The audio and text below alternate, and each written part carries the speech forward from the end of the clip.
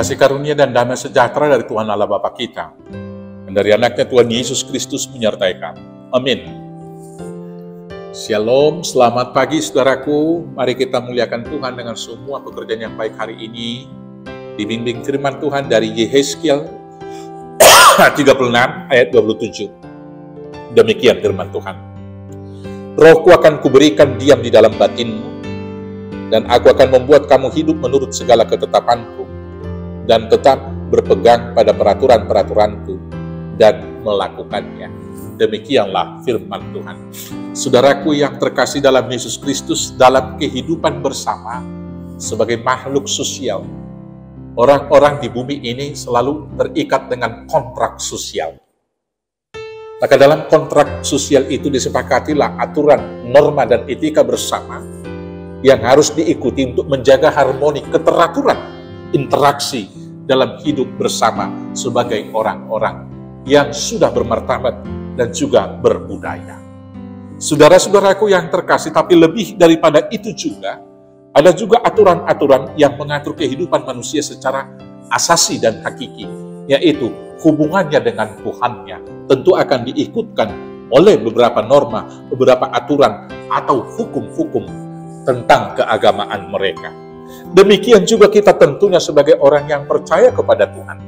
Maka karena itulah, kepada umat Israel, Tuhan Allah memberikan hukum Taurat dalam 2 loh batu yang ditulis. Hukum Taurat pertama sampai kepada keempat yang mengatur hubungan antara sesama manusia, manusia itu dengan Tuhannya. Hubungan yang vertikal. Dan kemudian hukum Taurat yang ke-5 sampai yang ke-10 yang mengatur hubungan antara sesama manusia itu. Maka kita melihat hubungan terhadap sesama manusia dalam konteks Taurat kita lihat harus dibangun di atas dasar hubungan yang baik dengan Tuhannya. Yang pertama sekali yang dibangun hubungannya adalah hubungan personal dan hubungan komunal terhadap Tuhan secara vertikal. Dengan kualitas hubungan yang baik dengan Tuhan, maka manusia itu kemudian membangun hubungan yang baik dengan sesamanya. Nah sekarang, apa dasar dan motivasi seseorang melakukan hukum itu? Ada setidak-tidaknya kita melihat 3 hal. Yang pertama sekali didorong karena takut. Takut dihukum.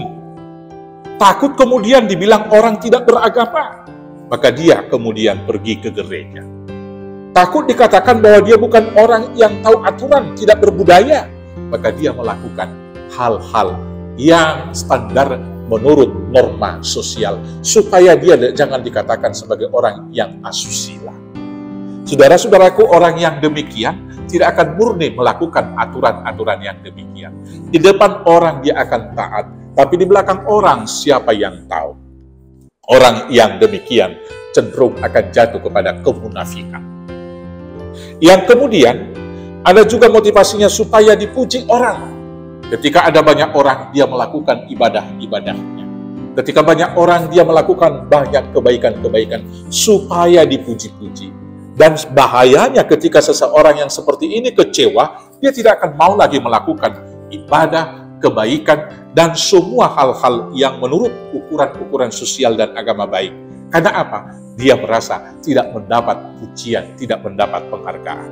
Tetapi yang ketiga adalah ada yang lahir dari buah pergumulan hati, buah daripada yaitu doa-doa dan iman percaya. Artinya buah daripada batin. Dan itulah sesungguhnya ibadah yang sejati. Maka karena itulah Tuhan Allah mengatakan, Rohku akan kuberikan diam di dalam batinmu, dan aku akan membuat kamu hidup menurut segala ketetapanku. Maka hendaklah segala aturan, segala hal yang kita lakukan, hukum Taurat dari Tuhan, kita lakukan itu karena buah dorongan dari batin kita. Buah daripada roh, kemudian itu digerakkan dan nyata buahnya dalam perkataan, dalam tindakan. Dengan demikian, ada atau tidak ada orang melihat, kita tidak akan pernah berhenti berbuah. Ada atau tidak ada orang memuji atau menghargai, buah yang baik itu tidak akan pernah berhenti. Senantiasa kita akan menghasilkan buahnya. Karena kita melakukan hal yang baik bukan karena takut, Karena kita melakukan hal yang baik bukan supaya dipuji, tapi karena lahir dari batin, lahir dari buah-buah roh kita. Selamat berbuah, membuahkan buah-buah Roh Kudus. Tuhan Yesus memberkati. Amin. Kita bersatu dalam doa. Terima kasih Bapa yang baik.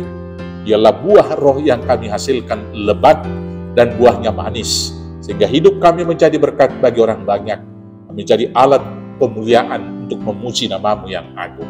Terima kasih Bapa, inilah doa kami di dalam nama Yesus Kristus, Tuhan Juru Selamat kami yang hidup. Amin. Selamat beraktivitas, Tuhan Yesus memberkati. Horas.